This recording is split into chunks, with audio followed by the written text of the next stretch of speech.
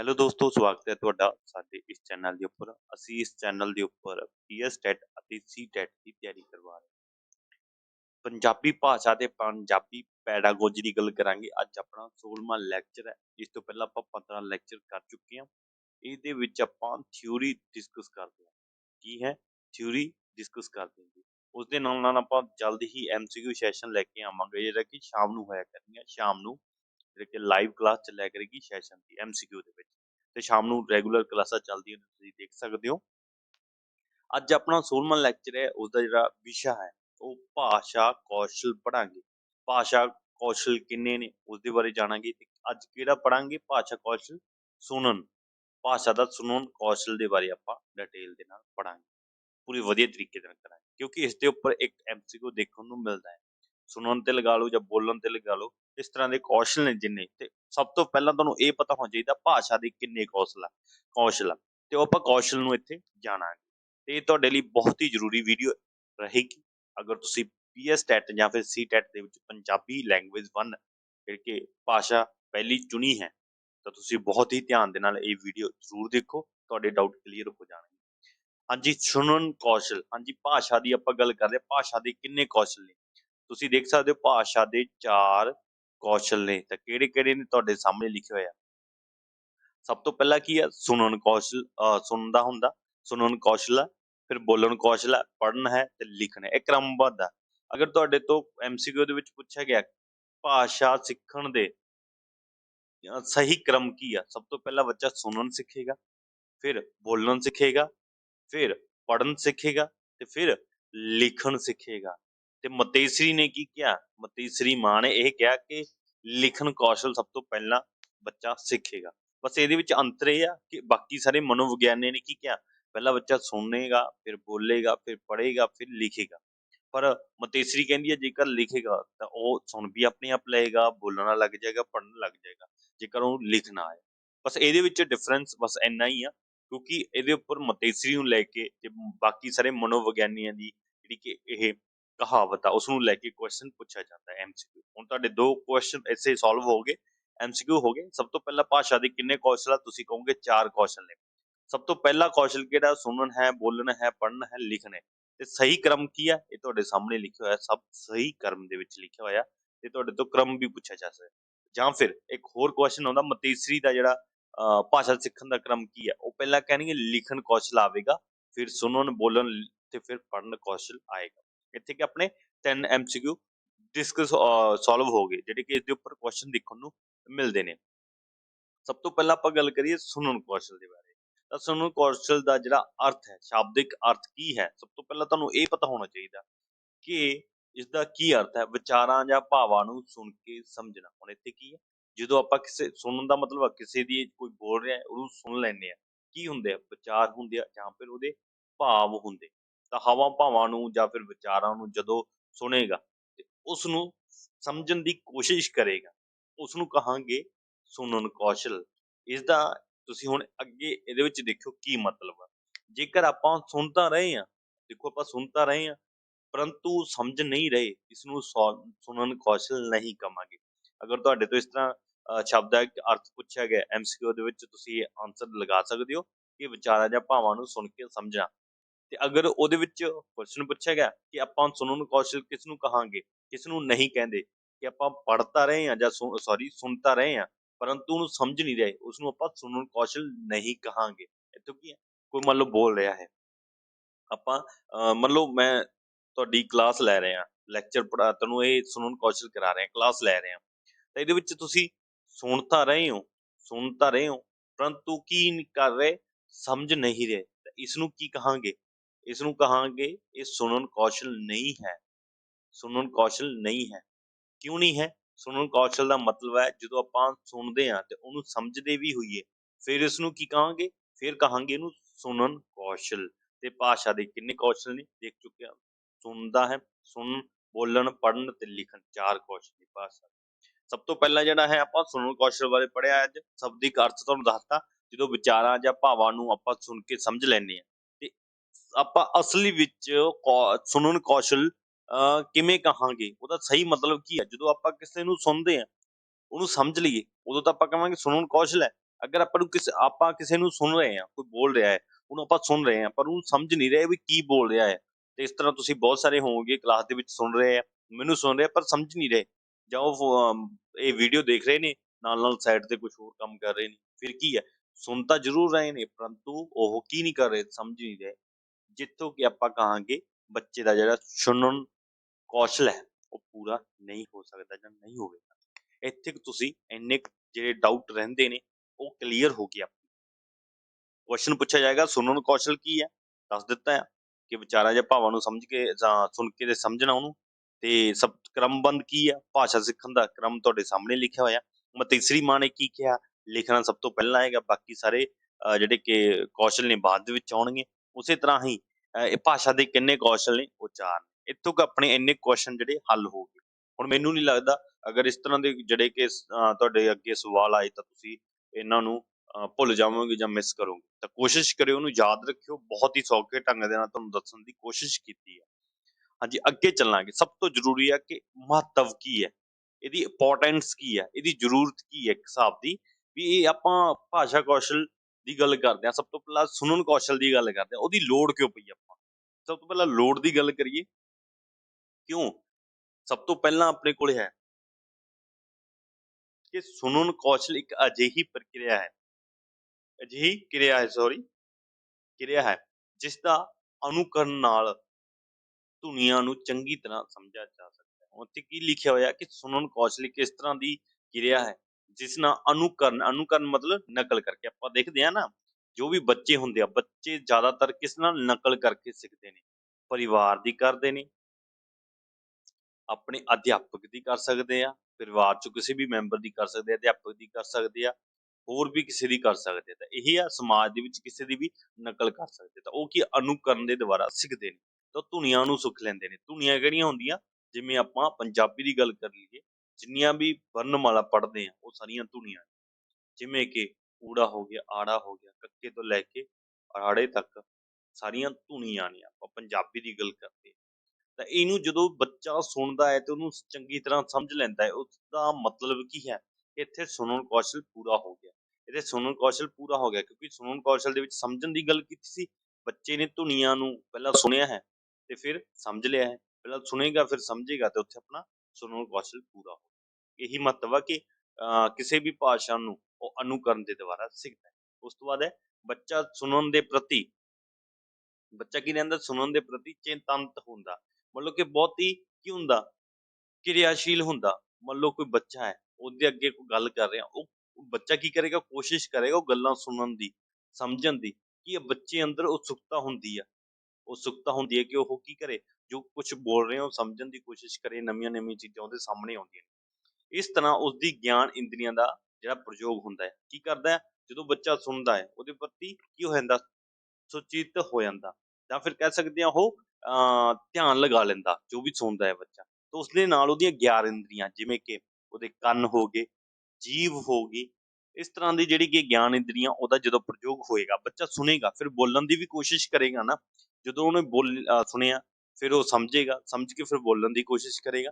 ਇਸੇ ਤਰ੍ਹਾਂ ਉਹਦੀਆਂ ਗਿਆਨ ਇੰਦਰੀਆਂ ਦਾ ਵੀ ਵਿਕਾਸ ਦੇਖਣ ਨੂੰ ਮਿਲਦਾ ਤੇ ਉਹਦਾ ਬਹੁਤ ਪ੍ਰਯੋਗ ਵੀ ਕਰੇਗਾ। ਉਸ ਤੋਂ ਬਾਅਦ ਹੈ ਕਿ ਬੱਚੇ ਦਾ ਭਾਸ਼ਾ ਗਿਆਨ, ਜਿਹੜਾ ਭਾਸ਼ਾ ਦਾ ਗਿਆਨ ਹੋਵੇਗਾ, ਉਹ ਸ਼ਬਦਾਂ ਤੋਂ ਆਰੰਭ ਹੁੰਦਾ ਹੈ। ਕਿਸ ਤੋਂ ਆਰੰਭ ਹੁੰਦਾ ਹੈ, ਸ਼ਬਦਾਂ ਤੋਂ। ਹੁਣ ਦੇਖੋ, ਸਭ ਤੋਂ ਪਹਿਲਾਂ ਬੱਚਾ ਸ਼ਬਦ ਹੀ ਸਿੱਖਦਾ ਨਾ। ਜਿਵੇਂ ਕਿ ਛੋਟਾ ਬੱਚਾ ਹੁੰਦਾ, ਉਸਨੂੰ ਪਹਿਲਾਂ ਬੋਲਿਆ ਜਾਵੇ ਕਿ ਬੇਟਾ ਤੁਸੀਂ ਮਾਂ ਬੋਲੋ, ਹਾਂਜੀ ਬੇਟਾ ਪਾਪਾ ਬੋਲੋ, ਪਾਪਾ ਬੋਲੇਗਾ, ਮੰਮਾ ਬੋਲੇਗਾ, ਜਾਂ ਇਸ ਤਰ੍ਹਾਂ ਦੇ ਸ਼ਬਦ ਆ, ਪਿਤਾ ਬੋਲੇਗਾ, ਜਾਂ ਇਸ ਤਰ੍ਹਾਂ ਦੇ ਆਪਾਂ ਸ਼ਬਦ ਦੇਖਦੇ, ਦਾਦਾ ਦਾਦੀ ਆਪਾਂ ਅਕਸਰ ਸੁਣਦੇ ਹਾਂ, ਬੱਚੇ ਇਸ ਤਰ੍ਹਾਂ ਦੇ ਦਾਦਾ ਦਾਦੀ ਸ਼ਬਦ ਬੋਲਦੇ ਨੇ। ਤਾਂ ਉਹ ਕੀ ਆ, ਇੱਕ ਸ਼ਬਦਾਂ ਤੋਂ ਹੀ ਫਿਰ ਉਹ ਕੀ ਕਰਦਾ, ਸ਼ਬਦ ਭੰਡਾਰ ਬਣ ਜਾਂਦਾ। ਪਹਿਲਾਂ ਸ਼ਬਦਾਂ ਤੋਂ ਸ਼ੁਰੂ ਹੁੰਦਾ ਤੇ ਉਹ ਕੀ ਆ, ਉਹ ਸੁਣ ਕੇ ਪ੍ਰਗਟ ਕਰਨ ਦੀ ਕੋਸ਼ਿਸ਼ ਕਰਦਾ ਹੈ ਬੱਚਾ। ਜਿਵੇਂ ਘਰ ਦੇ ਵਿੱਚ ਕਹਿਤਾ ਛੋਟਾ ਬੱਚਾ, ਉਹਨੂੰ ਕਵਾਂਗੇ ਬੱਚਾ ਤੂੰ ਮਾਂ ਬੋਲੋ, ਮਾਂ ਵਾਲਾ ਸ਼ਬਦ ਬੋਲੋ, ਮਾਂ ਬੋਲੋ ਬੇਟਾ, ਤਾਂ ਉਹ ਮਾਂ ਬੋਲਣ ਦੀ ਕੋਸ਼ਿਸ਼ ਕਰੇਗਾ, ਹੌਲੀ ਹੌਲੀ ਉਹ ਮਾਂ ਬੋਲਣ ਲੱਗ ਜਾਏਗਾ। ਫਿਰ ਕਵਾਂਗੇ ਪਾਪਾ ਬੋਲੋ, ਪਾਪਾ ਬੋਲਣ ਲੱਗ ਜਾਏਗਾ। ਫਿਰ ਕੀ ਆ, ਇਹ ਸ਼ਬਦਾਂ ਨੂੰ ਕੀ ਕਰ ਲੇਗਾ, ਆਪਣੇ ਗਿਆਨ ਦੇ ਵਿੱਚ ਜੋੜ ਲਵੇਗਾ। ਹੁਣ ਅੱਗੇ ਦੇਖਦੇ ਹਾਂ ਕਿ ਭਾਸ਼ਾ ਅਨੁਕਰਨ ਦੁਆਰਾ ਸਿੱਖੀ ਜਾਂਦੀ ਹੈ, ਜਿੱਥੇ ਕਿ ਮੈਂ ਪਹਿਲਾਂ ਗੱਲ ਕਰ ਚੁੱਕਿਆ। ਆਹ ਦੇਖੋ, ਭਾਸ਼ਾ ਅਨੁਕਰਨ ਦੇ ਦੁਆਰਾ ਸਿੱਖੀ ਜਾ ਸਕਦੀ ਹੈ। ਕਿ ਨਕਲ ਕਰਕੇ ਸਿੱਖੀ ਜਾ ਸਕਦੀ ਹੈ। ਜੋ ਪਰਿਵਾਰ ਦੇ ਵਿੱਚ ਬੋਲਦੇ ਨੇ, ਨਕਲ ਕਰਦੇ ਨੇ, ਜਿਵੇਂ ਆਪਾਂ ਮਾਂ ਦੀ ਗੱਲ ਕੀਤੀ ਹੈ, ਬੱਚੇ ਨੂੰ ਕੋਈ ਕਹੇਗਾ ਮਾਂ ਬੋਲ, ਤਾਂਹੀਓ ਬੋਲੇਗਾ। ਅਗਰ ਉਹਨੂੰ ਆਪਾਂ ਕਿਸੇ ਪੱਖ ਤੋਂ ਕਹਾਂਗੇ ਨਾ ਵੀ ਤੂੰ ਏਦਾਂ ਕਰ, ਤੂੰ ਏਦਾਂ ਕਰ, ਫਿਰ ਬੱਚਾ ਨਹੀਂ ਸਿੱਖੇਗਾ ਨਾ। ਇੱਥੇ ਗੱਲ ਖਤਮ ਆ ਬਸ। ਇੱਥੇ ਕੀ ਅਨੁਕਰਨ ਦੁਬਾਰਾ ਸਿੱਖਦਾ ਹੈ ਤੇ ਬੱਚਾ ਨਵੇਂ-ਨਵੇਂ ਜਿਹੜੇ ਸ਼ਬਦ ਨੇ ਉਹ ਸੁਣ ਕੇ ਆਪਣੇ ਸ਼ਬਦ ਭੰਡਾਰ ਦੇ ਵਿੱਚ ਵਾਧਾ ਕਰਦਾ ਹੈ, ਜਾਂ ਫਿਰ ਇਹ ਕਹਿ ਸਕਦੇ ਹੋ ਜੋੜ ਲੈਂਦਾ ਹੈ। ਦੇਖੋ ਪਹਿਲਾਂ ਬੱਚੇ ਨੂੰ ਆਪਾਂ ਮਾਂ ਕਹਿਣਾ ਸਿਖਾਇਆ, ਫਿਰ ਪਾਪਾ ਕਹਿਣਾ ਸਿਖਾਇਆ, ਫਿਰ ਦਾਦਾ ਕਹਿਣਾ ਸਿਖਾਇਆ, ਫਿਰ ਦਾਦੀ ਕਹਿਣਾ ਸਿਖਾਇਆ। ਇਸ ਤਰ੍ਹਾਂ ਦੇ ਸ਼ਬਦ ਉਹ ਹੌਲੀ-ਹੌਲੀ ਇੱਕ-ਇੱਕ, ਦੋ-ਦੋ ਕਰਕੇ ਆਪਣੀ ਸ਼ਬਦਾਵਲੀ ਦੇ ਵਿੱਚ, ਸ਼ਬਦ ਭੰਡਾਰ ਦੇ ਵਿੱਚ ਆਪਣੇ ਜੋੜਦਾ ਹੈ। ਫਿਰ ਕਾਫ਼ੀ ਸ਼ਬਦ ਉਹਦੇ ਕੋਲੇ ਜੁੜ ਜਾਂਦੇ ਨੇ। ਇਸ ਨਾਲ ਮੌਲਿਕ ਪ੍ਰਗਟਾਅ ਦਾ ਵਿਕਾਸ ਹੁੰਦਾ ਹੈ। ਦੇਖੋ ਸੁਣਨ ਦੇ ਨਾਲ ਕੀ ਹੈ, ਜੇ ਬੱਚਾ ਸੁਣੇਗਾ ਫਿਰ ਉਹ ਜੋ ਸੁਣਿਆ ਹੈ ਉਹ ਬੋਲਣ ਦੀ ਕੋਸ਼ਿਸ਼ ਵੀ ਕਰੇਗਾ, ਫਿਰ ਬੋਲਣ ਦੀ ਕੋਸ਼ਿਸ਼ ਕਰੇਗਾ। ਤਾਂ ਬੋਲਣ ਕੀ ਇੱਥੇ ਮੌਖਿਕ ਪ੍ਰਗਟਾਵਾ ਹੈ, ਆਪਣੀ ਗੱਲ ਕਹਿ ਸਕਦਾ ਹੈ। ਮੰਨ ਲਓ ਛੋਟਾ ਬੱਚਾ ਹੈ, ਉਹਨੂੰ ਭੁੱਖ ਲੱਗੀ ਹੈ, ਉਹ ਕੀ ਕਰੇਗਾ, ਕੋਈ ਸਹੀ ਸ਼ਬਦ ਚਲੋ ਨਾ ਵੀ ਬੋਲੇ, ਛੋਟੀ ਉਮਰ 'ਚ ਹੈ, ਛੋਟਾ ਬੱਚਾ ਨਾ ਵੀ ਬੋਲੇ, ਪਰ ਉਹ ਹੌਲੀ ਹੌਲੀ ਕੀ ਆ ਬੋਲਣ ਦੀ ਕੋਸ਼ਿਸ਼ ਕਰੇਗਾ। ਪਾਂ ਪਾਂ ਪਾਂ ਪਾਣੀ ਤੋਂ ਫਿਰ ਪਾਂ ਪਾਂ ਤੋਂ ਪਾਣੀ ਬਣ ਜਾਏਗਾ, ਫਿਰ ਸਹੀ ਬੋਲਣ ਲੱਗ ਜਾਏਗਾ। ਇਸੇ ਤਰ੍ਹਾਂ ਹੀ ਆਪਾਂ ਸਕੂਲ ਦੀ ਗੱਲ ਕਰਦੇ ਹਾਂ, ਜਦੋਂ ਬੱਚਾ ਛੋਟਾ ਹੁੰਦਾ ਤਾਂ ਜਾਂ ਫਿਰ ਉਹ ਕੀ ਕਰਦਾ ਆ, ਪਹਿਲਾਂ ਮੌਖਿਕ ਪ੍ਰਗਟਾਅ ਕਰਦਾ ਹੈ, ਫਿਰ ਉਹ ਕੀ ਕਰਦਾ ਹੈ, ਫਿਰ ਪੜ੍ਹਨ ਦੀ ਕੋਸ਼ਿਸ਼ ਕਰਦਾ ਆ, ਸਮਝਣ ਦੀ ਕੋਸ਼ਿਸ਼ ਕਰਦਾ, ਫਿਰ ਲਿਖਣ ਦੀ ਕੋਸ਼ਿਸ਼ ਕਰਦਾ। ਆਪਾਂ ਵੱਡੀਆਂ ਜਮਾਤਾਂ ਦੀ ਗੱਲ ਕਰਦੇ ਹਾਂ, ਅਗਰ ਬੱਚੇ ਕੋਲ ਆਪਣੇ ਸ਼ਬਦ ਨਹੀਂ ਹੋਣਗੇ ਤਾਂ ਉਹ ਮੌਖਿਕ ਪ੍ਰਗਟਾਅ ਨਹੀਂ ਕਰ ਸਕਦਾ। ਮੌਖਿਕ ਪ੍ਰਗਟਾਅ ਦਾ ਕੀ ਹੈ, ਵਿਕਾਸ ਕਿਸ ਨਾਲ ਹੁੰਦਾ ਹੈ, ਸੁਣਨ ਦੇ ਨਾਲ। ਉਸ ਤੋਂ ਬਾਅਦ ਦੈਨਿਕ ਜੀਵਨ ਵਿੱਚ ਸੁਣਨ ਕੌਸ਼ਲ ਦੀ ਵਰਤੋਂ ਬਹੁਤ ਜ਼ਰੂਰੀ ਹੈ। ਹਾਂਜੀ, ਉਹਦੇ ਕੋਲ ਨਵੇਂ ਸ਼ਬਦ ਭੰਡਾਰ ਆ ਜਾਂਦਾ, ਨਵੇਂ ਸ਼ਬਦ ਆ ਜਾਂਦੇ ਨੇ, ਉਹਦਾ ਵਿਕਾਸ ਹੁੰਦਾ ਹੈ, ਆਪਣਾ ਪ੍ਰਗਟਾਅ ਕਰ ਸਕਦਾ ਹੈ, ਕਿਸੇ ਨਾਲ ਗੱਲਬਾਤ ਕਰ ਸਕਦਾ ਹੈ। ਅਗਰ ਆਪਾਂ ਉੱਚ ਜਮਾਤ ਦੀ ਗੱਲ ਕਰਦੇ ਹਾਂ, ਹੁਣ ਇਹਦਾ ਕੀ ਮਤਲਬ, ਉੱਚ ਜਮਾਤ ਦੀ ਗੱਲ ਕਰੀਏ ਤਾਂ ਇਹ ਵੀ ਬਹੁਤ ਜ਼ਰੂਰੀ ਆ। ਅਗਰ ਉੱਚ ਜਮਾਤ ਦੇ ਵਿੱਚ ਬੱਚਾ ਕੀ ਹੈ, ਨਵੀਆਂ ਨਵੀਆਂ ਚੀਜ਼ਾਂ ਸਿੱਖ ਰਿਹਾ, ਮਤਲਬ ਨਵੇਂ ਨਵੇਂ ਸ਼ਬਦ ਸਿੱਖ ਰਿਹਾ, ਉੱਚ ਜਮਾਤ ਦੀ ਗੱਲ ਕਰੀਏ, ਫਿਰ ਕੀ ਆ, ਸੁਣਨ ਕੌਸ਼ਲ ਦੀ ਜੋ ਵਰਤੋਂ ਕਰੇਗਾ ਬਹੁਤ ਜ਼ਰੂਰੀ ਆ। ਫਿਰ ਉਹ ਹੌਲੀ ਹੌਲੀ ਕੀ ਆ, ਆਪਣੇ ਆਪ ਬੋਲਣ ਦੀ, ਮੌਖਿਕ ਪ੍ਰਗਟਾਅ ਕਰਨ ਦੀ ਕੋਸ਼ਿਸ਼ ਕਰੇਗਾ। ਅਗਰ ਮੌਖਿਕ ਹੋਏਗਾ ਫਿਰ ਹੀ ਕੀ ਆ, ਬੱਚੇ ਦਾ ਵਿਕਾਸ ਹੋਏਗਾ, ਕਿਉਂਕਿ ਉਹ ਸਮਾਜ ਦੇ ਵਿੱਚ ਵਿਚਰ ਰਿਹਾ ਹੈ, ਇਸ ਕਰਕੇ ਉਹਦਾ ਵਿਕਾਸ ਹੋਏਗਾ।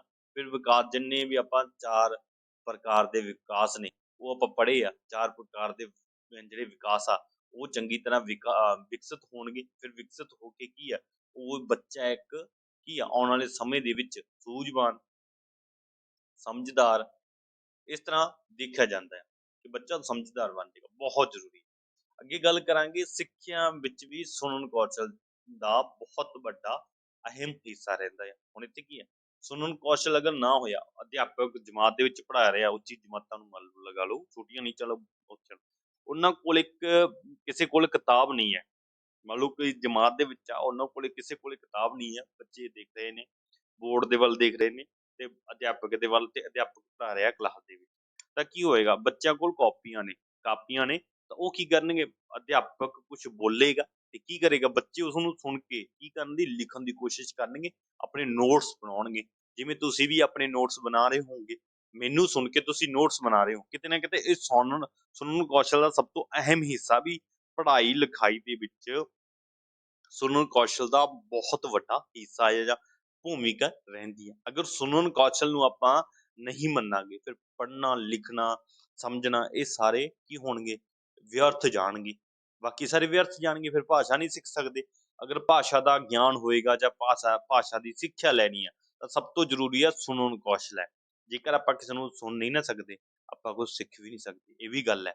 ਆਪਾਂ ਦੇਖਦੇ ਹਾਂ ਕਿ ਬਹੁਤ ਸਾਰੀਆਂ ਚੀਜ਼ਾਂ ਆਪਾਂ ਸੁਣ ਕੇ ਜਲਦੀ ਕੀ ਕਰ ਲੈਂਦੇ ਹਾਂ, ਗ੍ਰਹਿਣ ਕਰ ਲੈਂਦੇ ਹਾਂ। ਸੁਣ ਕੇ ਸਭ ਤੋਂ ਜ਼ਿਆਦਾ ਆਪਾਂ ਗ੍ਰਹਿਣ ਕਰ ਲੈਂਦੇ ਹਾਂ। ਇਹ ਦੇਖ ਲਓ, ਆਪਾਂ ਕੋਈ ਕਹਾਣੀ ਸੁਣੀ, ਆਪਣੇ ਮਾਤਾ ਪਿਤਾ ਤੋਂ ਕਹਾਣੀ ਸੁਣੀ, ਆਪਣੀ ਜਲਦੀ ਦਿਮਾਗ ਦੇ ਵਿੱਚ ਬਹਿ ਜਾਵੇਗੀ ਕਹਾਣੀ, ਕਿਤੇ ਨਾ ਕਿਤੇ ਉਹਦੀ ਪਿਕਚਰ ਜਾਂ ਆਪਾਂ ਕਹਿ ਸਕਦੇ ਹਾਂ ਉਹਦੀ ਫੋਟੋ ਬਣੇਗੀ ਆਪਣੇ ਦਿਮਾਗ ਦੇ ਅੰਦਰ। ਉਸੇ ਤਰ੍ਹਾਂ ਹੀ ਆਪਾਂ ਮੰਨ ਲਓ ਕੋਈ ਕਿਤਾਬ ਹੈ, ਉਹਨੂੰ ਪੜ੍ਹਦੇ ਪੜ੍ਹਦੇ ਕੀ ਹੋਏਗਾ, ਪੜ੍ਹਦੇ ਪੜ੍ਹਦੇ ਬਹੁਤ ਟਾਈਮ ਲੱਗ ਜਾਏਗਾ, ਸ਼ਾਇਦ ਉਹ ਕਹਾਣੀ ਆਪਾਂ ਅੱਧੀ ਭੁੱਲ ਜਾਵਾਂਗੇ, ਅੱਧੀ ਯਾਦ ਰਹਿ ਜਾਏਗੀ, ਤਾਂ ਕਿਤਾਬ ਛੱਡਦੀ ਹੈ। ਪਰ ਕਿਸੇ ਨੇ ਸੁਣਾਈ ਗੱਲ ਹੈ ਨਾ, ਉਹ ਆਪਾਂ ਸੁਣ ਲਈ ਹੈ, ਤਾਂ ਇਹਦਾ ਕੀ ਹੈ ਕਿ ਸੁਣਨ ਕੌਸ਼ਲ ਆਪਾਂ ਛੋਟੀ ਉਮਰ ਤੋਂ ਲੈ ਕੇ ਵੱਡੀ ਉਮਰ ਤੱਕ ਦਾ ਬਹੁਤ ਵੱਡਾ ਅਹਿਮ ਹਿੱਸਾ ਨਿਭਾ ਰਿਹਾ ਸੁਣਨ ਕੌਸ਼ਲ।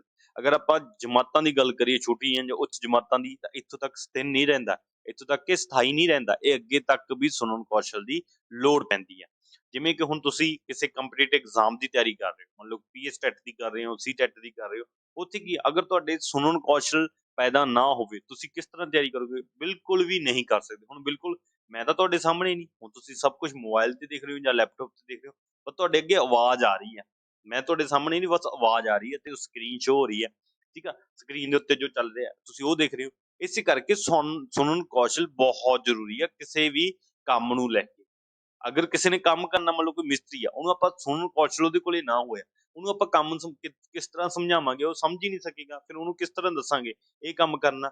ਮੰਨ ਲਓ ਕਿ ਮਿਸਤਰੀ ਆ, ਉਹਨੂੰ ਕਵਾਂਗੇ ਵੀ ਤੂੰ ਇਹ ਘਰ ਬਣਾਉਣਾ ਆ, ਇੰਨੇ ਦਿਨਾਂ 'ਚ ਬਣਾਉਣਾ ਆ, ਤੇ ਇਹਦੇ ਅੰਦਰ ਸੀਮੈਂਟ ਲਗਾਉਣਾ ਆ, ਕਿਵੇਂ ਬਣਾਉਣਾ? ਉਹਨੂੰ ਦੱਸਦਾ ਇੱਥੇ ਇੱਕ ਕਮਰਾ ਬਣੇਗਾ, ਇੱਥੇ ਰਸੋਈ ਬਣੇਗੀ। ਜੇਕਰ ਉਹਦੇ ਕੋਲੇ ਸੁਣਨ ਕੌਸ਼ਲ ਨਾ ਹੋਇਆ, ਉਹ ਘਰ ਹੀ ਨਹੀਂ ਪਾ ਸਕਦਾ। ਉਹ ਟੇਢਾ ਮੇਢਾ ਘਰ ਪਾ ਦੇਗਾ, ਕਿਤੇ ਰਸੋਈ ਜਿੱਥੇ ਹੋਣੀ ਚਾਹੀਦੀ ਉੱਥੇ ਰਸੋਈ ਨਹੀਂ ਆਏਗੀ, ਉੱਥੇ ਕਮਰਾ ਆ ਗਿਆ, ਬਾਥਰੂਮ ਦੀ ਥਾਂ ਤੇ ਕਮਰਾ ਆ ਗਿਆ, ਇਸ ਤਰ੍ਹਾਂ ਦੇ ਉਲਟ ਪੁਲਟ ਹੋ ਜਾਏਗਾ। ਫਿਰ ਇੱਥੇ ਕੀ ਆਪਾਂ ਨੂੰ ਇੱਥੇ ਤੱਕ ਸਮਝ ਆ ਗਈ ਸੁਣਨ ਕੌਸ਼ਲ ਬਹੁਤ ਜ਼ਰੂਰੀ ਹੈ। ਉਸ ਤੋਂ ਬਾਅਦ ਹੈ ਸੁਣਨ ਕੌਸ਼ਲ ਦੇ ਉਦੇਸ਼ ਕੀ ਨੇ? ਕੁਝ ਉਦੇਸ਼ ਹੁੰਦੇ ਨੇ ਕਿਸੇ ਵੀ ਚੀਜ਼ ਨੂੰ ਲੈ ਕੇ, ਆਪਾਂ ਕੋਈ ਵੀ ਕੰਮ ਕਰਦੇ ਹਾਂ ਉਹਦਾ ਕੋਈ ਨਾ ਕੋਈ ਉਦੇਸ਼ ਹੋਏਗਾ ਨਾ। ਇਸ ਕਰਕੇ ਅਗਰ ਆਪਾਂ ਪੀਐਸ ਟੈਟ ਜਾਂ ਸੀ ਟੈਟ ਦੀ ਤਿਆਰੀ ਕਰ ਰਹੇ ਹਾਂ ਤਾਂ ਪੰਜਾਬੀ ਭਾਸ਼ਾ ਦੀ ਕਰ ਰਹੇ ਹਾਂ, ਉਹਦਾ ਵੀ ਕੋਈ ਨਾ ਕੋਈ ਉਦੇਸ਼ ਹੈ ਨਾ। ਕਿਉਂ ਉਦੇਸ਼ ਹੈ? ਵੀ ਆਪਾਂ ਆਉਣ ਵਾਲੇ ਸਮੇਂ ਦੇ ਵਿੱਚ ਪੀਐਸ ਟੈਟ ਕਲੀਅਰ ਕਰਕੇ ਮਾਸਟਰ ਕੈਟ ਪੇਪਰ ਦੇ ਕੇ ਉਸ ਤੋਂ ਬਾਅਦ ਕੀ ਆਪਾਂ ਗਵਰਨਮੈਂਟ ਟੀਚਰ ਬਣ ਜਾਵਾਂਗੇ ਜਾਂ ਫਿਰ ਗਵਰਨਮੈਂਟ ਦੇ ਇੰਪਲੋਈ ਬਣ ਜਾਵਾਂਗੇ। ਫਿਰ ਆਪਾਂ ਨੂੰ ਕੀ ਸਰਕਾਰੀ ਜਿਹੜੀ ਕਿ ਪੇ ਮਿਲਿਆ ਕਰੇਗੀ, ਆਪਾਂ ਆਰਾਮ ਦੇ ਨਾਲ ਜ਼ਿੰਦਗੀ ਗੁਜ਼ਾਰ ਸਕਦੇ। ਇੱਥੇ ਕੀ ਆ, ਕੋਈ ਨਾ ਕੋਈ ਉਦੇਸ਼ ਹੁੰਦਾ, ਹਰ ਕੰਮ ਦਾ ਕੋਈ ਨਾ ਕੋਈ ਉਦੇਸ਼ ਹੁੰਦਾ। ਇਸ ਕਰਕੇ ਸੁਣਨ ਕੌਸ਼ਲ ਦਾ ਵੀ ਆਪਣੇ ਉਦੇਸ਼ ਨੇ, ਜਿਹੜੇ ਕਿ ਆਪਾਂ ਹੁਣ ਉਦੇਸ਼ ਪੜਾਂਗੇ। ਸਭ ਤੋਂ ਪਹਿਲਾਂ ਹੈ ਆਪਣੀ ਵਿਦਿਆਰਥੀਆਂ ਨੂੰ ਧਿਆਨਪੂਰਵਕ ਸੁਣਨ ਪ੍ਰਤੀ ਰੁਚੀ ਉਤਪੰਨ ਕਰਦਾ ਹੈ। ਸੁਣਨ ਕੌਸ਼ਲ ਕੀ ਕਰਦਾ ਹੈ ਕਿ ਬੱਚੇ ਧਿਆਨ ਨਾਲ ਸੁਣ ਸਕਦੇ ਨੇ, ਧਿਆਨਪੂਰਵਕ ਸੁਣ ਸਕਦੇ ਨੇ, ਫਿਰ ਕਿ ਉਹਨਾਂ ਦਾ ਵਿਕਾਸ ਹੋ ਸਕੇ, ਸਮਝ ਸਕਣ ਤੇ ਉਹ ਕੀ ਆ ਸੂਝਵਾਨ ਹੋ ਸਕਣ। ਬਸ ਸੂਝਵਾਨ ਮੰਨ ਲਓ ਕੀ ਆ, ਸੂਝਵਾਨ ਹੋ ਸਕਣ, ਵਿਕਾਸ ਹੋਵੇ। ਬਸ ਇਹੀ ਮੁੱਖ ਤੌਰ ਤੇ ਸੁਣਨ ਕੌਸ਼ਲ ਕੀ ਹੈ? ਇਹ ਲਗਾਤਾਰ ਜ਼ਿੰਦਗੀ ਦੇ ਵਿੱਚ ਕੰਮ ਆਉਣ ਵਾਲਾ ਇੱਕ ਭਾਸ਼ਾ ਕੌਸ਼ਲ ਹੈ। ਇਹਨੂੰ ਆਪਾਂ ਭੁੱਲ ਨਹੀਂ ਸਕਦੇ ਜਾਂ ਇਹਨੂੰ ਆਪਾਂ ਕਿਤੇ ਕਹਿ ਦਈਏ ਸਕਿਪ ਨਹੀਂ ਕਰ ਸਕਦੇ। ਹਾਂਜੀ, ਉਸ ਤੋਂ ਬਾਅਦ ਹੈ ਦੂਸਰਾ ਹੈ ਅਰਥ ਗ੍ਰਹਿਣ ਕਰਨ ਦੀ ਯੋਗਤਾ ਉਤਪੰਨ ਕਰਦਾ ਹੈ। ਦੇਖੋ, ਅਗਰ ਆਪਾਂ ਸੁਣਨ ਕੌਸ਼ਲ ਦੇ ਬਾਰੇ ਧਿਆਨ ਨਾ ਦੇਵਾਂਗੇ, ਆਪਾਂ ਸੁਣ ਰਹੇ ਹਾਂ ਉਹਨੂੰ ਸਮਝ ਨਹੀਂ ਰਹੇ, ਤਾਂ ਮਤਲਬ ਕੀ ਆਪਾਂ ਸੁਣਨ ਕੌਸ਼ਲ ਨਹੀਂ ਹੋਵੇਗਾ ਨਾ।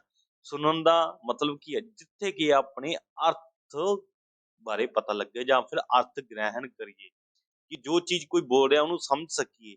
ਕੋਈ ਗਾਲ ਕੱਢ ਰਿਹਾ ਹੈ ਤਾਂ ਉਹਨੂੰ ਸਮਝ ਲਈਏ ਯਾਰ ਸਾਨੂੰ ਮਾੜਾ ਕਹਿ ਰਿਹਾ। ਜੇ ਕੋਈ ਕਹਿ ਰਿਹਾ ਯਾਰ ਤੂੰ ਬਹੁਤ ਚੰਗਾ, ਤੇ ਉਹ ਕੀ ਆ? ਉਹ ਕੀ ਆ? ਚੰਗਾ ਹੀ ਹੈ ਨਾ। ਉਹ ਕੀ ਆ ਕਿ ਆਪਾਂ ਉਹਦੇ ਅਰਥ ਸਮਝ ਕੇ ਜੋ ਬੋਲ ਰਿਹਾ ਹੈ, ਤਾਂ ਮੈਂ ਕਹਿੰਦਾ ਤੁਸੀਂ ਬਹੁਤ ਚੰਗੇ ਹੋ ਯਾਰ, ਜਿਹੜੇ ਸਾਡੇ ਚੈਨਲ ਤੇ ਵਿਜ਼ਿਟ ਕੀਤਾ ਆ, ਤੇ ਤੁਸੀਂ ਬਹੁਤ ਚੰਗੀ ਤਰ੍ਹਾਂ ਤਿਆਰੀ ਕਰਦੇ ਹੋ। ਕਿਤੇ ਨਾ ਕਿਤੇ ਜੇਕਰ ਤੁਹਾਨੂੰ ਆਰਥਿਕ ਗ੍ਰਹਿਣ ਨਾ ਹੋਣਗੇ ਇਸ ਤੇ, ਤਾਂ ਕੋਈ ਫਾਇਦਾ ਨਹੀਂ ਹੈ। ਤੁਸੀਂ ਇਸ ਨੂੰ ਲਗਾਤਾਰ ਦੇਖ ਰਹੇ ਹੋ ਅੱਖਾਂ ਦੇ ਨਾਲ, ਤੁਹਾਨੂੰ ਗ੍ਰਹਿਣ ਨਹੀਂ ਹੋ ਰਹੀ ਕੋਈ ਵੀ ਇਹਦੇ ਵਿੱਚ ਜੋ ਬੋਲ ਰਿਹਾ, ਤੁਹਾਨੂੰ ਤੁਹਾਡੇ ਅੰਦਰ ਜਿਹੜੇ ਕਿ ਅਰਥ ਆ ਉਹ ਉਹਨਾਂ ਦਾ ਪਤਾ ਨਹੀਂ ਚੱਲ ਰਿਹਾ ਜਾਂ ਗ੍ਰਹਿਣ ਨਹੀਂ ਕਰ ਰਹੇ, ਤਾਂ ਫਿਰ ਕੋਈ ਫਾਇਦਾ ਨਹੀਂ ਹੈ, ਛੱਡ ਕੇ ਚਲੇ ਜਾਓ। ਜੇਕਰ ਤੁਸੀਂ ਗ੍ਰਹਿਣ ਕਰੋਗੇ ਕਿਸੇ ਵੀ ਚੀਜ਼ ਨੂੰ, ਉਹਦੇ ਅਰਥ ਜੋ ਬੋਲ ਰਿਹਾ ਹੈ, ਤਾਂ ਉਹੀ ਅਸਲ ਸੁਣਨ ਕੌਸ਼ਲ ਹੋਏਗਾ। ਉਸ ਤੋਂ ਬਾਅਦ ਹੈ ਸ਼ਬਦਾਂ ਨੂੰ ਸੁਣ ਕੇ, ਜਦੋਂ ਸ਼ਬਦਾਂ ਨੂੰ ਆਪਾਂ ਸੁਣ ਲੈਂਦੇ ਹਾਂ, ਸੁਣਨ ਕੌਸ਼ਲ ਕੀ ਹੁੰਦਾ? ਕਿ ਸ਼ਬਦਾਂ ਨੂੰ ਸੁਣ ਲਈਏ, ਉਸਦਾ ਸ਼ੁੱਧ ਉਚਾਰਨ ਕਰ ਸਕੀਏ। ਸਭ ਤੋਂ ਪਹਿਲਾਂ ਉਸਦੀ ਯੋਗਤਾ ਪੈਦਾ ਕਰਦੇ ਹਾਂ। ਦੇਖੋ, ਆਪਾਂ ਕਿਸੇ ਨੂੰ ਸੁਣ ਰਹੇ ਹਾਂ, ਆਪਾਂ ਮੰਨ ਲਓ ਕਿ ਰੋਜ਼ਾਨਾ ਗਲਤ ਬੋਲ ਦਿੰਦੇ ਹਾਂ। ਮੰਨ ਲਓ ਕਿ ਜਿਵੇਂ ਮੈਂ ਕਹਿ ਦੇਵਾਂ ਉਦੇਸ਼ ਨੂੰ ਆਪਾਂ ਉਦੇਸ਼ ਕਹਿਣਾ, ਬਸ ਫਰਕ ਕੀ ਆ? ਉਦੇਸ਼ ਨੂੰ ਮੈਂ ਉਦੇਸ਼ ਕਹਿ ਲਾਂ, ਉਦੇਸ਼। ਜੇਕਰ ਮੈਨੂੰ ਕੋਈ ਮੈਨੂੰ ਇਸ ਤਰ੍ਹਾਂ ਲੱਗੇਗਾ ਵੀ ਉਹ ਯਾਰ ਉਦੇਸ਼ ਬੋਲ ਰਿਹਾ, ਇਸ ਸ਼ਬਦ ਨੂੰ ਏਦਾਂ ਬੋਲ ਰਿਹਾ, ਤਾਂ ਮੈਨੂੰ ਕੀ ਆ? ਜੇਕਰ ਉਹ ਸ਼ਬਦਾਂ ਨੂੰ ਆਪਾਂ ਸੁਣਾਂਗੇ ਫਿਰ ਹੀ ਆਪਾਂ ਸ਼ੁੱਧ ਬੋਲ ਸਕਾਂਗੇ। ਅਧਿਆਪਕ ਕੀ ਹੁੰਦਾ? ਖੁਦ ਬੋਲਦਾ ਨਾ, ਜਦੋਂ ਆਪਾਂ ਨੂੰ ਪੜਾਉਂਦਾ, ਆਪਾਂ ਨੂੰ ਸ਼ਬਦਾਂ ਦੇ ਬਾਰੇ ਗਿਆਨ ਦਿੰਦਾ, ਤਾਂ ਪਹਿਲਾਂ ਉਹ ਆਪ ਵੀ ਬੋਲਦਾ ਨਾ, ਫਿਰ ਆਪਾਂ ਉਹਨੂੰ ਸੁਣਦੇ ਹਾਂ ਤੇ ਫਿਰ ਜਿਹੜੇ ਉਹਦਾ ਸ਼ੁੱਧ ਉਚਾਰਨ ਕਰਨ ਦੀ ਕੋਸ਼ਿਸ਼ ਕਰਾਂਗੇ। ਮੰਨ ਲਓ ਜਮਾਤ ਦੇ ਵਿੱਚ ਆ, ਬੱਚਾ ਸ਼ਬਦ ਨਹੀਂ ਬੋਲ ਸਕਦਾ, ਮਤਲਬ ਉਹਨੂੰ ਊੜਾ ਆੜਾ ਸਿਖਾਉਣਾ, ਜਾਂ ਫਿਰ ਉੱਚ ਜਮਾਤਾਂ ਦੀ ਗੱਲ ਕਰੀਏ, ਉਹਦੇ ਵਿੱਚ ਕੀ ਆ ਕਿ ਉਹ ਸ਼ੁੱਧ ਉਚਾਰਨ ਨਹੀਂ ਕਰ ਸਕਦਾ, ਪਰ ਅਧਿਆਪਕ ਕਹੇਗਾ ਨਹੀਂ ਬੇਟਾ, ਇਹਦਾ ਜਿਹੜਾ ਸਹੀ ਉਚਾਰਨ ਆ ਇਹ ਹੈ, ਤੂੰ ਉਦੇਸ਼ ਨੂੰ ਉਦੇਸ਼ ਬੋਲ, ਉਦੇਸ਼ ਨਹੀਂ ਹੁੰਦਾ ਉਦੇਸ਼ ਹੁੰਦਾ। ਤਾਂ ਫਿਰ ਕੀ ਆ, ਬੱਚਾ ਫਿਰ ਹੌਲੀ ਹੌਲੀ, ਜਾਂ ਫਿਰ ਕੋਈ ਵੀ ਆਪਾਂ ਹੀ ਲਗਾ ਲਓ, ਫਿਰ ਆਪਾਂ ਕੋਸ਼ਿਸ਼ ਕਰਦੇ ਹਾਂ ਨਾ ਉਹਨੂੰ ਸਹੀ ਕਰਨ ਦੀ। ਇਸ ਕਰਕੇ ਸੁਣਨ ਦੇ ਨਾਲ ਸ਼ੁੱਧ ਉਚਾਰਨ ਦੀ ਜਿਹੜੀ ਯੋਗਤਾ, ਉਹਦਾ ਵਿਕਾਸ ਹੁੰਦਾ ਹੈ, ਤਾਂ ਜੋ ਭਾਸ਼ਾ ਦਾ ਜਿਹੜੀ ਸਿੱਖਿਆ ਰਹਿੰਦੀ ਆ ਉਹਦਾ ਪੂਰਨ ਤੌਰ ਤੇ ਸਮਝ ਸਕੇ, ਉਹਦੇ ਅਰਥ ਪਤਾ ਲੱਗ ਸਕਣ, ਉਹਦਾ ਸ਼ੁੱਧ ਉਚਾਰਨ ਕਰ ਸਕੇ, ਤਾਂ ਜੋ ਭਾਸ਼ਾ ਦਾ ਜਿਹੜਾ ਸਹੀ ਸਿੱਖਿਆ ਉਹ ਆਪਣੇ ਸਾਹਮਣੇ ਆ ਸਕੇ। ਹੁਣ ਕੀ ਹੈ, ਭਾਸ਼ਾ ਸਿੱਖਿਆ ਦੇ ਵਿੱਚ ਸੁਣਨ ਕੌਸ਼ਲ ਦਾ ਬਹੁਤ ਅਹਿਮ ਹਿੱਸਾ ਰਹਿੰਦਾ ਹੈ। ਉਸ ਤੋਂ ਬਾਅਦ ਕੀ ਹੈ, ਚੌਥਾ ਹੈ ਆਵਾਜ਼ ਦੇ ਉਤਾਰ ਚੜਾਅ, ਜਿਹੜੇ ਕਿ ਆਪਾਂ ਕਹਿ ਸਕਦੇ ਹਾਂ ਕਿ ਵਿਸਰਾਮ ਚਿੰਨ੍ਹ ਤੇ ਇਸ ਤਰ੍ਹਾਂ ਦੇ ਵਰਤੇ ਜਾਂਦੇ ਨੇ। ਕਿਵੇਂ ਉਤਾਰ ਚੜਾਅ ਦੇਖਣ ਨੂੰ ਮਿਲਦਾ ਹੈ ਤੇ ਉਸ ਨੂੰ ਸਮਝਣ ਦੀ ਯੋਗਤਾ ਪ੍ਰਦਾਨ ਕਰਦਾ। ਜਿਵੇਂ ਰੋਕੋ, ਬਹੁਤ ਹੀ ਵਧੀਆ, ਮੈਨੂੰ ਰੋਕੋ ਨਾ ਜਾਣ ਦਿਓ। ਠੀਕ ਹੈ, ਇਸ ਤਰ੍ਹਾਂ ਲਿਖਤਾ, ਮਤਲਬ ਕਿ ਇੱਥੇ ਕੌਮਾ ਲੱਗਿਆ। ਹੁਣ ਰੋਕੋ ਨਾ ਜਾਣ ਦਿਓ, ਹੁਣ ਇੱਥੇ ਕੀ ਕਹਿ ਰਿਹਾ, ਰੋਕੋ ਨਾ ਉਹਨੂੰ, ਕਹਿੰਦੇ ਜਾਣ ਦਿਓ। ਹੁਣ ਇਹਦੇ ਕੀ ਆ, ਇੱਥੇ ਸ਼ਬਦ ਦੇਖ ਲਓ ਉਤਾਰ ਚੜਾਅ, ਹੁਣ ਅਰਥ ਅਲੱਗ ਅਲੱਗ ਅਰਥ ਹੋ ਗਏ ਹੁਣ। ਠੀਕ ਹੈ ਜੀ, ਹੁਣ ਇੱਥੇ ਕੀ ਆ, ਰੋਕੋ ਨਾ ਜਾਣ ਦਿਓ। ਹੁਣ ਦੋਨਾਂ ਵਿੱਚ ਫਰਕ ਕੀ ਹੈ, ਦੇਖੋ ਰੋਕੋ ਨਾ ਕਹਿੰਦੇ ਤੁਸੀਂ ਕੋਈ ਰੋਕੋ ਨਾ, ਇਹਨੂੰ ਜਾਣ ਦਿਓ, ਇਹ ਫ੍ਰੀ ਆ। ਮਤਲਬ ਕੋਈ ਆਪਣੇ ਕੋਲੇ ਆ, ਮਤਲਬ ਆਪਾਂ ਟੀਚਰ ਲੱਗ ਗਏ ਹਨਾ ਸਕੂਲ ਦੇ ਵਿੱਚ, ਤਾਂ ਬੱਚਾ ਕਹਿ ਰਿਹਾ ਮੈਂ ਬਿਮਾਰ ਆ, ਤੇ ਮੈਂ ਕਹਤਾ ਵੀ ਤੂੰ ਜਾ ਕੇ ਪ੍ਰਿੰਸੀਪਲ ਤੋਂ ਲੈ ਕੇ ਆ ਪਰਮਿਸ਼ਨ, ਵੀ ਤੈਨੂੰ ਇਜਾਜ਼ਤ ਲੈ ਕੇ ਆ, ਮਨਜ਼ੂਰੀ ਲੈ ਕੇ ਆ, ਵੀ ਤੈਨੂੰ ਉਹ ਘਰੇ ਜਾ ਸਕੇ, ਤੂੰ ਬਿਮਾਰ ਆ। ਫਿਰ ਬੱਚਾ ਕੀ ਕਹੇਗਾ, ਮੈਂ ਕਹੂੰ ਰੁਕੋ ਇਹਨੂੰ ਨਾ ਜਾਣ ਦਿਓ, ਕਿਉਂਕਿ ਇਹ ਹਜੇ ਪ੍ਰਿੰਸੀਪਲ ਕੋਲੇ ਨਹੀਂ ਗਿਆ, ਇਹਨੂੰ ਰੋਕੋ। ਮੈਂ ਕੀ ਕਹੂੰਗਾ, ਰੋਕੋ ਇਹਨੂੰ, ਜਾਣ ਨਾ ਦਿਓ। ਮੈਂ ਗੇਟ ਕੀਪਰ ਨੂੰ ਕਹੂੰਗਾ, ਕੋਈ ਚੌਕੀਦਾਰ ਨੂੰ ਕਹਾਂਗਾ, ਜਾਂ ਅਧਿਆਪਕ ਨੂੰ ਕਹਾਂਗਾ, ਸਕੂਲ ਦੇ ਅਧਿਆਪਕ ਨੂੰ, ਤਾਂ ਮੈਂ ਕਹੂੰਗਾ ਰੋਕੋ ਨਾ ਜਾਣ ਦਿਓ, ਇਹਨੂੰ ਜਾਣ ਨਾ ਦਿਓ, ਇਹਨੂੰ ਇੱਥੇ ਰੋਕੋ। ਫਿਰ ਕੀ ਆ, ਤੂੰ ਪਹਿਲਾਂ ਬੱਚੇ ਨੂੰ ਕਹੂੰਗਾ, ਪਹਿਲਾਂ ਤੂੰ ਪਰਮਿਸ਼ਨ ਲੈ ਕੇ ਆ, ਇਜਾਜ਼ਤ ਲੈ ਕੇ ਆ ਪ੍ਰਿੰਸੀਪਲ ਸਰ ਤੋਂ, ਤਾਂ ਫਿਰ ਮੈਂ ਤੈਨੂੰ ਜਾਣ ਦਊਂਗਾ। ਫਿਰ ਬੱਚਾ ਪਰਮਿਸ਼ਨ ਲੈ ਆਇਆ, ਉਹ ਕਹੇਗਾ ਜੀ ਮੈਨੂੰ ਪ੍ਰਿੰਸੀਪਲ ਸਰ ਨੇ ਕਹਿਤਾ ਤੂੰ ਘਰੇ ਜਾ ਸਕਦਾ ਹੈ, ਤੇ ਮੈਂ ਜਾਣਾ ਚਾਹੁੰਦਾ, ਮੈਂ ਬਿਮਾਰ ਆ, ਜਾਂ ਮੈਨੂੰ ਕੰਮ ਹੈ ਕੋਈ ਵੀ। ਮੈਂ ਫਿਰ ਚੌਕੀਦਾਰ ਨੂੰ ਸ਼ਬਦ ਬਦਲ ਕੇ ਕਹੂੰਗਾ, ਰੋਕੋ ਨਾ। ਮੈਂ ਕਹੂੰਗਾ ਚੌਕੀਦਾਰ ਸਾਹਿਬ ਤੁਸੀਂ ਰੋਕੋ ਨਾ, ਜਾਣ ਦਿਓ ਇਹਨੂੰ, ਕੀ ਆ, ਜਾਣ ਦਿਓ। ਦੇਖੋ ਕਿੱਥੇ ਸ਼ਬਦ ਆ ਗਏ, ਉਤਾਰ ਚੜਾਅ ਸਾਹਮਣੇ ਆ ਗਿਆ ਨਾ, ਵੀ ਉਤਾਰ ਚੜਾਅ ਦੇ ਨਾਲ ਬਹੁਤ ਵੱਡਾ ਫਰਕ ਪੈ ਜਾਂਦਾ, ਉਹਦੇ ਅਰਥ ਬਦਲ ਜਾਂਦੇ ਨੇ। ਦੇਖੋ ਲਾਈਨ ਜਿਹੜੀ ਕਿ ਬਾਗ ਆਪਣੇ ਕੋਲੇ ਉਹੀ ਆ, ਪਰ ਕੌਮਾ ਅੱਗੇ ਪਿੱਛੇ ਕਰਕੇ ਲਾਤਾ ਆਪਾਂ, ਤੇ ਉਹਦੇ ਕਰਕੇ ਕੀ ਆ, ਅਰਥ ਜਿਹੜੇ ਅਲੱਗ ਹੋ ਗਏ। ਇੰਨਾ ਕੁ ਸਮਝਿਆ ਕਰੋ ਕਿ ਇਹ ਜ਼ਰੂਰੀ ਆ। ਅਗਰ ਸੁਣਨ ਦੇ ਵਿੱਚ ਇਸ ਤਰ੍ਹਾਂ, ਮੈਂ ਹੁਣ ਉਸਨੂੰ ਕਹਿੰਦਾ ਰੋਕੋ ਨਾ ਜਾਣ ਦਿਓ, ਰੋਕੋ ਨਾ ਜਾਣ ਦਿਓ, ਰੋਕੋ ਨਾ ਜਾਣ ਦਿਓ, ਇਸ ਤਰ੍ਹਾਂ ਬੋਲਤਾ ਮੈਂ ਹਨਾ, ਫਿਰ ਚੌਕੀਦਾਰ ਕੀ ਸਮਝੇਗਾ, ਕੁਛ ਵੀ ਨਹੀਂ ਸਮਝੇਗਾ, ਰੋਕੋ ਨਾ ਜਾਣ ਦਿਓ। ਹੁਣ ਉਹ ਕੀ ਸਮਝੇਗਾ, ਉਹ ਕਹੇਗਾ ਯਾਰ ਐਂ ਕਹਿ ਰਿਹਾ ਰੋਕੋ ਨਾ ਜਾਣ ਦਿਓ, ਜਾਂ ਫਿਰ ਰੋਕੋ ਨਾ ਜਾਣ ਦਿਓ। ਹੁਣ ਇਹਦੇ ਵਿੱਚ ਹੀ ਕੀ ਹੋ ਗਿਆ, ਸਪਸ਼ਟ ਤੌਰ ਤੇ ਆਪਾਂ ਨੂੰ ਪਤਾ ਲੱਗ ਗਿਆ ਕਿ ਇਹ ਭਾਸ਼ਾ ਸਿੱਖਣੀ ਬਹੁਤ ਜ਼ਰੂਰੀ ਆ।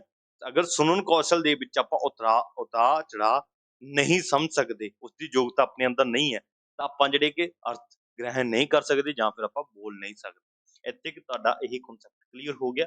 ਆਈ ਹੋਪ ਕਿ ਇੱਥੋਂ ਤੱਕ ਤੁਹਾਨੂੰ ਜਿਹੜਾ ਕਿ ਕੁਛ ਕੁ ਜਿਹੜੇ ਡਾਊਟ ਰਹਿੰਦੇ ਨੇ ਭਾਸ਼ਾ ਕੌਸ਼ਲ ਨੂੰ ਲੈ ਕੇ, ਉਹ ਹੱਲ ਹੋ ਗਏ।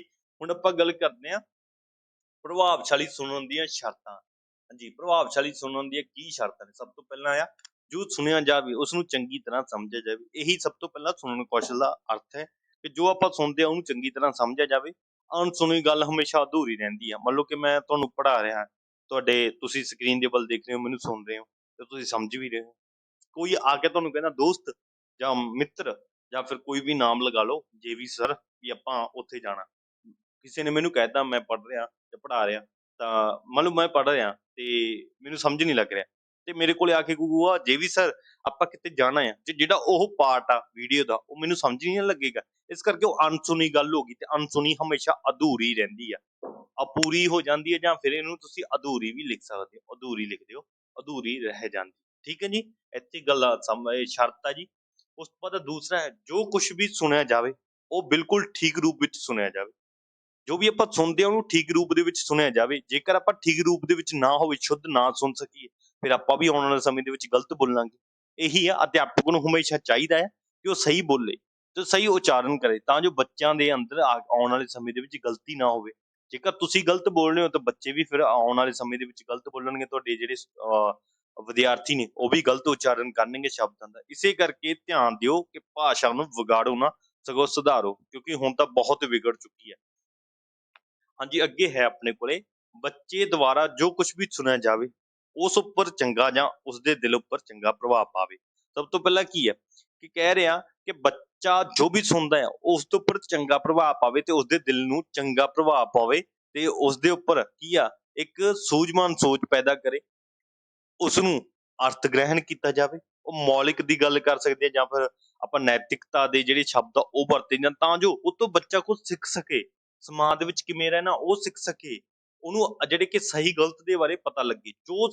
ਜੋ ਸੁਣਦਾ ਹੈ ਉਸਦੇ ਉੱਪਰ ਚੰਗਾ ਪ੍ਰਭਾਵ ਪਾਉਂਦਾ ਹੈ, ਤੇ ਉਹ ਕੀ ਆ, ਉਹਦੇ ਦਿਲ ਦੇ ਉੱਪਰ ਉਤਰ ਜਾਂਦਾ ਹੈ। ਜਦੋਂ ਦਿਲ ਦੇ ਉੱਪਰ ਉਤਰ ਜਾਂਦਾ ਉਹਨੂੰ ਐਂ ਲੱਗਦਾ ਯਾਰ ਇਹ ਸਹੀ ਹੈ। ਹੁਣ ਤੁਹਾਨੂੰ ਬਹੁਤ ਸਾਰਿਆਂ ਨੂੰ ਇਸ ਤਰ੍ਹਾਂ ਲੱਗੇਗਾ ਦਿਲ ਦੇ ਉੱਪਰ ਕਈਆਂ ਦੇ ਮੈਂ ਪ੍ਰਭਾਵ ਪਾ ਚੁੱਕਿਆ, ਬਾਕੀਆਂ ਦੇ ਨਹੀਂ ਪਾ ਸਕਿਆ। ਕਿਸੇ ਨੂੰ ਕੁਛ ਚੰਗਾ ਲੱਗਦਾ, ਕਿਸੇ ਨੂੰ ਕੁਛ ਚੰਗਾ ਲੱਗਦਾ। ਹੁਣ ਬਹੁਤ ਸਾਰੇ ਰੈਗੂਲਰ ਮੀਡੀਆ ਵੀਡੀਓਜ਼ ਦੇਖਦੇ ਨੇ, ਉਹਨਾਂ ਦੇ ਦਿਲ ਦੇ ਉੱਪਰ ਇੱਕ ਚੰਗਾ ਪ੍ਰਭਾਵ ਪਾ ਗਿਆ ਨਾ। ਹੁਣ ਬਹੁਤ ਸਾਰਿਆਂ ਦੇ ਨਹੀਂ ਪਾ ਸਕੇ, ਚਲੋ ਉਹਨਾਂ ਨੂੰ ਉਦਾਂ ਦੀ ਮਰਜ਼ੀ ਹੈ। ਪਰ ਜਿੰਨਾ ਸੁਣਦੇ ਹੋ ਤੁਸੀਂ ਉਹਨੂੰ, ਉਸਦਾ ਜੋ ਸੁਣਿਆ ਆ ਉਸਦਾ ਚੰਗਾ ਪ੍ਰਭਾਵ ਤੁਹਾਡੇ ਤੇ ਪੈਣਾ ਚਾਹੀਦਾ। ਕੁੱਲ ਮਿਲਾ ਕੇ ਇਹ ਗੱਲ ਕਹੀ ਗਈ ਆ। ਆਪਣਾ ਸੁਣਨ ਕੌਸ਼ਲ ਇੱਥੇ ਤੱਕ ਖਤਮ ਹੋ ਗਿਆ। ਆਈ ਹੋਪ ਕਿ ਤੁਹਾਨੂੰ ਬਹੁਤ ਵਧੀਆ ਸਮਝ ਲੱਗਿਆ ਹੋਏਗਾ। ਤੁਸੀਂ ਸਾਡਾ WhatsApp ਗਰੁੱਪ ਜੁਆਇਨ ਕਰ ਸਕਦੇ ਹੋ, ਜਿਹੜਾ ਕਿ ਨੰਬਰ ਹੈ ਨੀਚੇ ਆ ਰਿਹਾ ਹੈ, ਤੁਸੀਂ ਜੁਆਇਨ ਕਰ ਸਕਦੇ ਹੋ। ਅਗਰ ਤੁਹਾਡਾ ਕੋਈ ਵੀ ਡਾਊਟ ਹੈ ਜਾਂ ਇਨਕੁਆਇਰੀ ਹੈ, ਤੁਸੀਂ ਇੰਸਟਾਗ੍ਰਾਮ ਤੇ ਟੈਲੀਗ੍ਰਾਮ ਸਾਡਾ ਚੈਨਲ ਹੈ, ਉਸਦਾ ਲਿੰਕ ਵੀ ਤੁਹਾਨੂੰ ਡਿਸਕ੍ਰਿਪਸ਼ਨ ਬਾਕਸ ਦੇ ਵਿੱਚ ਮਿਲ ਜਾਏਗਾ। ਤੁਸੀਂ ਜੁਆਇਨ ਕਰ ਸਕਦੇ ਹੋ, ਮੈਸੇਜ ਕਮੈਂਟ ਕਰ ਸਕਦੇ ਹੋ, ਜੋ ਵੀ ਤੁਹਾਡਾ ਹੈ। ਤੇ ਨਾਲ ਸਾਰੇ ਪਲੇਲਿਸਟਾਂ ਵੀ ਤੁਹਾਨੂੰ ਡਿਸਕ੍ਰਿਪਸ਼ਨ ਬਾਕਸ ਦੇ ਵਿੱਚ ਮਿਲ ਜਾਣਗੀਆਂ, ਤੁਸੀਂ ਪਲੇਲਿਸਟ ਚੈੱਕ ਕਰ ਸਕਦੇ ਹੋ। ਸ਼ਾਮ ਨੂੰ ਆਪਣੀ ਲਾਈਵ ਕਲਾਸ ਚੱਲਦੀ ਹੈ, ਤੁਸੀਂ ਉਹ ਲਾਈਵ ਕਲਾਸ ਵੀ ਜੁਆਇਨ ਕਰ ਸਕਦੇ ਹੋ। Thanks for watching this video.